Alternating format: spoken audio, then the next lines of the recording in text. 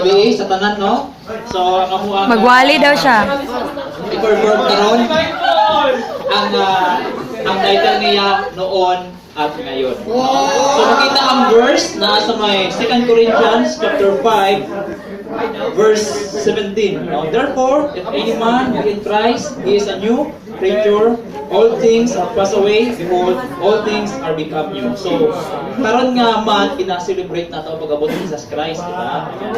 So, amo ang mag-perform karon, murag, ipakita na mo sa inyo, katong dati nga wala pa si Jesus Christ, iyak na mo to. Then, kung nana si Jesus Christ, nana sa kinabuhi, so iyak kaya po. So, ready na? Ready na, okay na. Okay na, no? So, sabot na mo. Sabot kami. So, unang i-perform, singer. Noon! Buwan bulilit.